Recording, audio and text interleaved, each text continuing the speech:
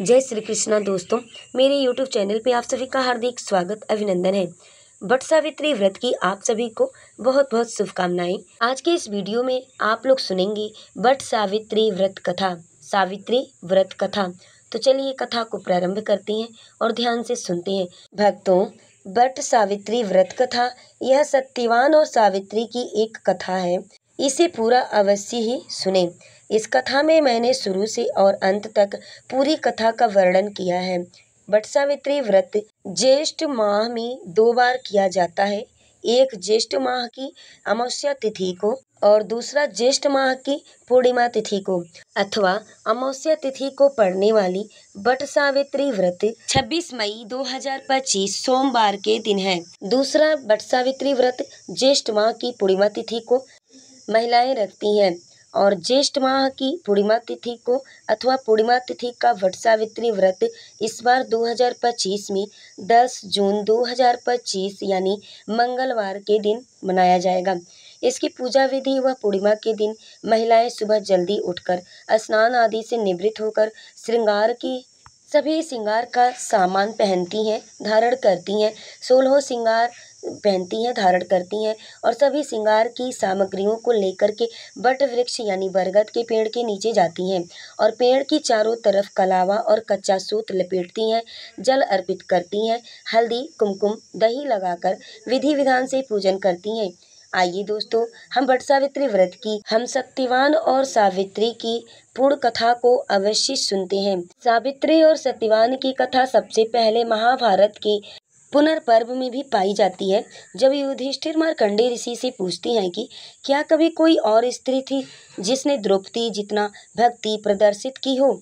इस पर मार्कंडेय ऋषि जी कहते हैं, बहुत समय पहले की बात है, भद्र देश के राजा अश्वपति की कोई संतान नहीं थी। उन्होंने संतान प्राप्ति के लिए ऋषि से पूछा। इस पर ऋषि ने राजा और रानी को बताया कि अगर दोनों मिलकर तपस्या करके माँ सावित्री को प्रसन्न कर लें तो उनके घर में एक तेजस्वी संतान की प्राप्ति होगी। वेदों के अनुसार माता गायत्री और देवी सरस्वती को भी सावित्री कहा जाता है, अर्थात राजा और रानी ने ऐसा ही किया। दोनों ने 18 सालों तक माता सावित्री की उपासना की। इसमें सावित्री देवी जी प्रसन्न होकर उन्हें तेजस्वी कन्या की माता पिता होने का आशीर्वाद दिया। इसके बाद महारानी कुछ समय बाद एक तेजस्वी कन्या को जन्म दी। माँ सावित्री की कृपा से पुत्री का जन्म हुआ। इस पर राजा ने उनका नाम सावित्री रखा। जब राजकुमारी सावित्री बड़ी हुई तो राजा को उनकी विवाह की अत्यंत चिंता होने लगी। तब राजा रानी ने कहा, पुत्री तुम समझदार हो, हम चाहते हैं कि तुम अपने वर का चुनाव स्वयं करो। इस पर सावित्री अपने वर के चुनाव में अपनी मंत्री के साथ निकल पड़ी। तभी वह एक वन में पहुंची जहां सलवट देश के राजा घुमत्तु सेन अपनी पत्नी और अपने पुत्र सत्यवान के साथ एक झोपड़ी में निवास करते थे। सत्यवान बहुत सुंदर और गुणवान आदर्श पुरुष थे। इस पर सावित्री ने मंत्री से पता लगाने को कहा। तब मंत्री ने बताया कि सत्यवान की माता पिता दोनों अंधे हैं। सत्यवान बहुत छोटे थे, तभी उनके पड़ोसी ने उनसे उनका सारा राज्य पाट छीन लिया था। तब से सत्यवान की माता पिता एक वन में कुटी बनाकर रहने लगी थी। तब सावित्री ने सत्यवान से विवाह करने का निश्चय कर लिया। इस पर नारद जी ने सावित्री की माता पिता को बताया कि सत्यवान की अल्प आयु है, सिर्फ 1 साल की आयु बची है। यह सुनकर राजा रानी दोनों बहुत दुखी हुए। इस पर राजा बोले, सावित्री तुम किसी और वर का चुनाव कर लो। सावित्री बोली, पिताश्री मैं अपने पति के रूप में सत्यवान को मान चुकी हूँ। तब राजा रानी को विवाह सत्यवान से ही करना पड़ा। सत्यवान के माता पिता सावित्री जैसी बहू पाकर धन्य हो गए।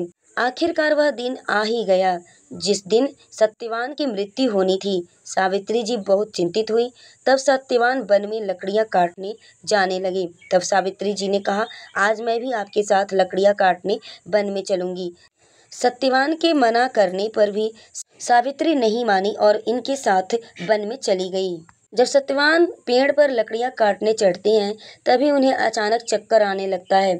सत्यवान सावित्री जी से कहते हैं कि ना जाने मुझे आज चक्कर क्यों आ रहे हैं। सावित्री जी कहती हैं कि आप थक गए होंगे, आप पेड़ से नीचे उतर आइए। सत्यवान जी जब पेड़ से नीचे उतरते हैं तो पेड़ से नीचे उतरते ही वह बेहोश होकर गिर पड़ती हैं। सत्यवान की यह हालत देखकर सावित्री जी घबराकर जोर जोर से रोने लगती हैं। तभी सावित्री जी देखती हैं कि सवारी किए हुए कोई देवता आए हैं जो सत्यवान को अपनी ओर खींच रहे हैं। दरअसल वह यमराज थे जो सत्यवान की प्राण लेने आए थे। सावित्री जी उनसे पूछती हैं कि आप कौन हैं और मेरे पति के प्राणों को आप अपनी तरफ क्यों खींच रहे हैं। तब यमराज कहते हैं कि मैं यमराज हूँ और तुम्हारी पति की आयु पूरी हो चुकी है, इसलिए मैं उन्हें अपने साथ ले जा रहा हूँ। तुमने अपनी पतिव्रता धर्म बड़ी निष्ठा से निभाया है, इसलिए मेरे दूत तुम्हारे सामने नहीं आ सके तो मुझे स्वयं ही आना पड़ा। और फिर यमराज ने कहा कि हे सावित्री, और इसी तेज के कारण तुम मुझे देख पा रही हो।